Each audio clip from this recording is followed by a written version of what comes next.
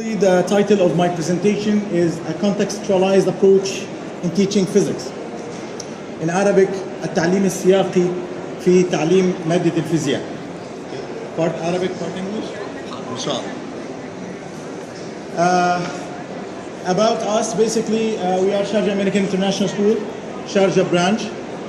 This is our website, and you can find all of these information in the files that you have. Our online learning zone is google.com/Prof Shadi. Our YouTube channel, it is Shadi Al-Qasas. You can just search by Shadi Al-Qasas, or you can go to this link. Our Twitter and Instagram also are mentioned in the papers that you have.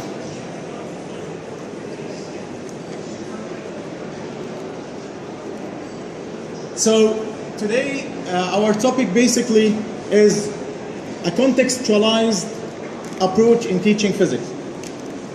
When we teach physics, we have lots of perceptions. Some about students, teachers, and also parents.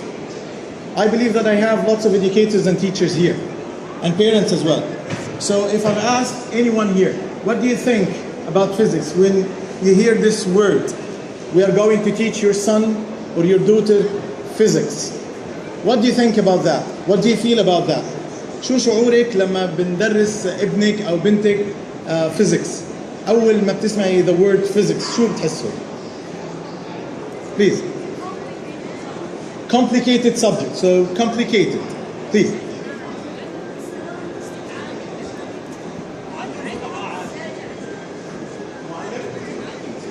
معلم مستوى عالي. So we need a very educated and knowledgeable teacher. What else? Physics. Yes. Please. Yeah, why not? Doing. Yeah, so learning by doing, or projects, hands-on project. One of the most common words I have ever heard from my students and parents as well, that physics and math particularly, they are very abstract sciences. They lack applications. And that's why my presentation is tackling this issue. Today I'm going to prove by research and data that physics can be one of the most wonderful subjects to be taught to our students, and one of the most enjoyable subjects to be taught to our students. So why contextualization? لماذا التعليم السياقي? Why I have picked this idea and I have applied it in my classroom and in my school. Basically, any research starts with observations. A teacher should be having a very smart eye in order to observe some problems and some critical observations in his classroom. I have noticed 4 critical observations in my classroom. First of all, our students have, whenever it comes to math or physics, any abstract science, the level of boredom is very high. As you can see in the picture, a student is sleeping, a student is playing with anything else, a student who is daydreaming. The second observation was underachievement in the scientific subjects. I have noticed that some of our students are having a very high underachievement in the scientific subjects such as math, physics, and biology, but most specifically about physics was having a very high underachievement. The lack of differentiation and the poor pedagogical approach in our plans. Even my own plan itself, it had a lack of activities and lack of hands-on learning. Students were shifting to other subjects to skip physics. Some, in the American education, students can choose physics or any other subject such as economics or accounting. So unfortunately, we had good students that they are running from physics going to any other subjects. So these were the observations. In order to support the observations with a real research, I needed some ideas. I needed a question to develop in order to start my action plan. So my question was, in what way, in what sense, can I contextualize the physics curriculum by relating it to the real life context?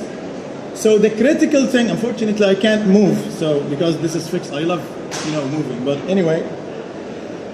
So how can I contextualize my physics curriculum in order to have or increase the level of enjoyment of my students and also the achievement, because it is critical and important? How this contextualization is going to increase our students' achievements in the subject matter. So those are the two basic questions. And we know most of us, especially the science and physics teachers, they know that the first step in the scientific research is developing a question. So those were my two questions that I have started with. So in order to apply any idea, you need to review the literature. You need to read about the applications of your idea. You need to be supported with previous experiences of researchers. So these are some literature review that I have done myself, and lots of ideas and lots of educators and scientists, they support the idea of contextualizing the physics curriculum. One of them was Burns in 2001, and he defined the CTL, or the contextualized teaching and learning, in a beautiful way. He identified two critical capstones of this approach. First of all, to motivate the students and to connect their knowledge to the real life. Burns identified a critical point in his research. He said that the cornerstone of any scientific subject should be linking the subject to the real life application. Without a real life application, without something in hand, without any aim or vision or mission for your students, they are going to lose their way. Building on a student's experiences, not ignoring them. Unfortunately, most of our teachers, including me myself, I was ignoring my students' experiences. So it's all about the teacher, teaching-centered approach. I am here to give you some information, and I really ignore what you have. I have a lot. Unfortunately, this is not true. Basically, it's fortunately, because our students, they have lots of skills, knowledge, and attitudes that you have to utilize in your classroom.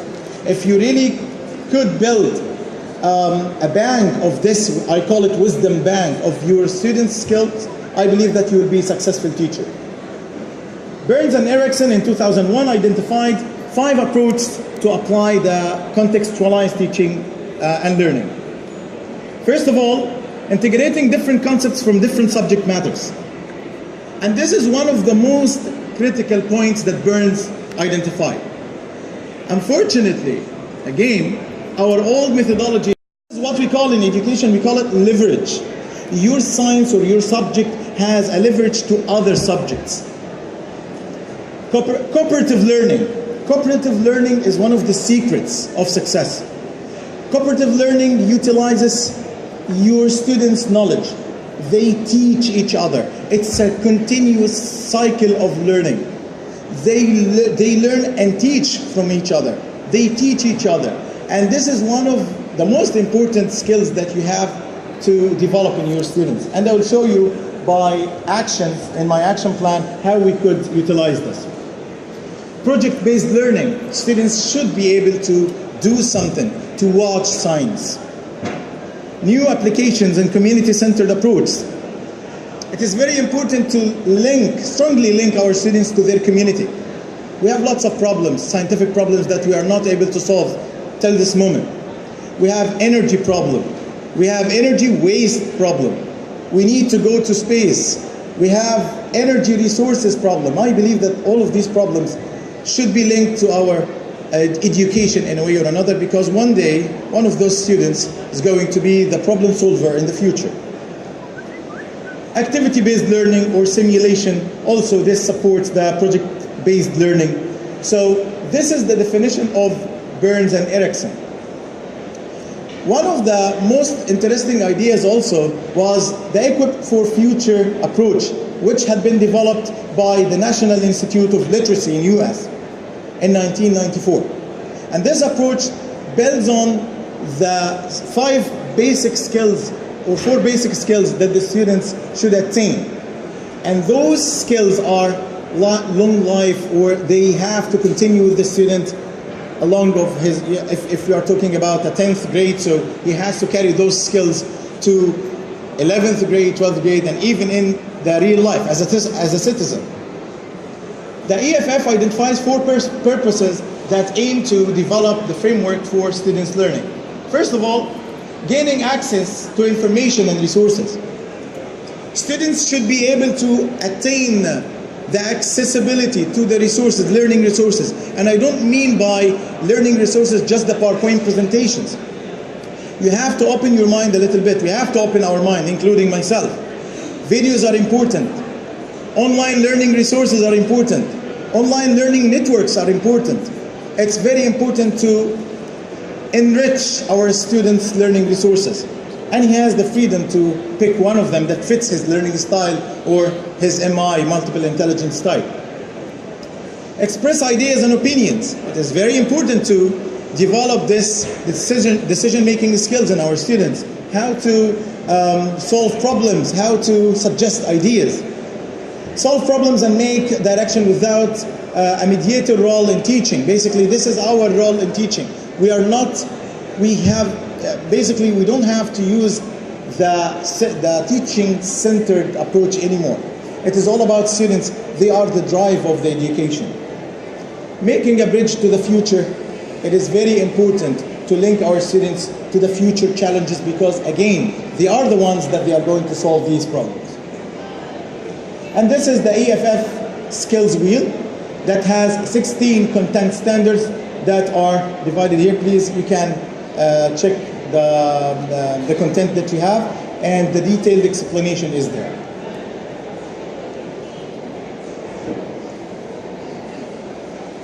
So, stage 3, after developing the question, after reviewing the literature to support your idea, it is very important to be able to collect data.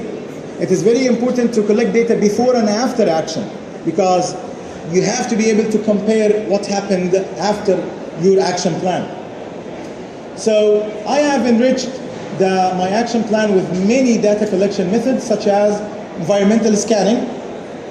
It's one of the most important way of gathering information. You are teaching every day, you are observing your students every single minute. And this is a very critical way of observation.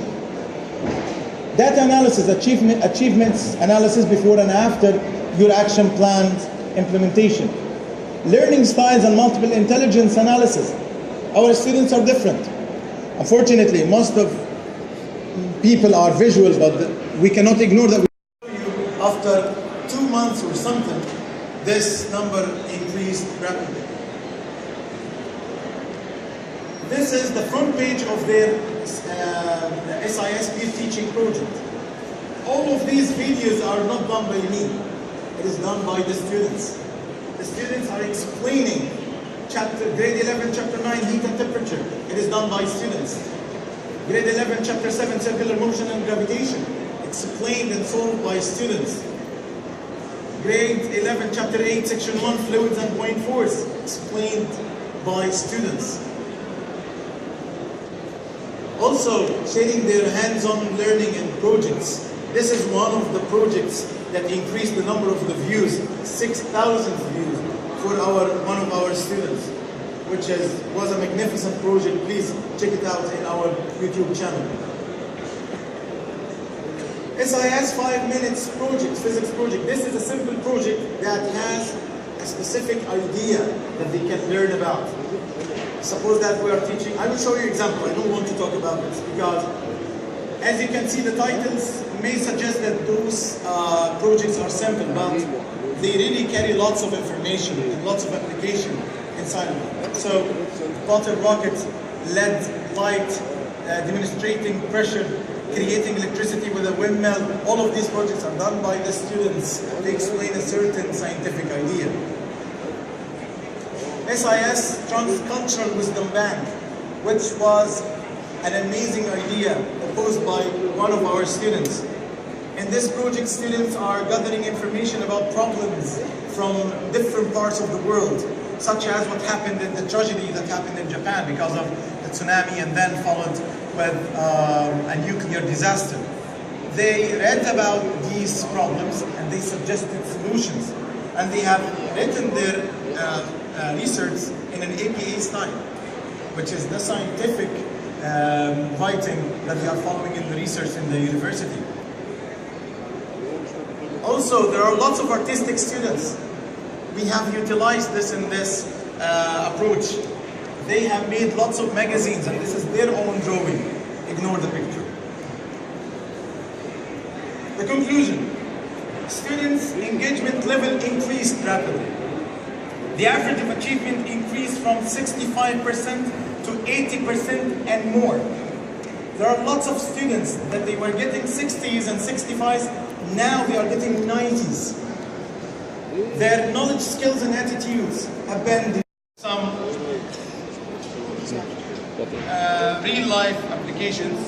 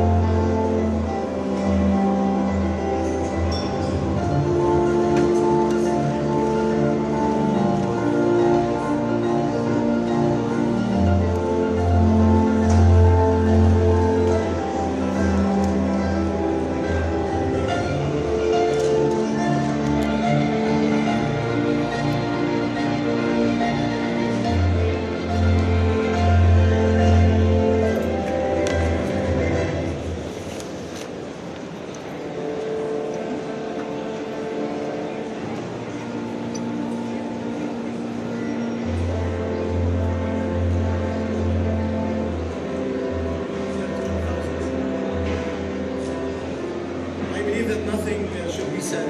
So thank you very much. I really appreciate it.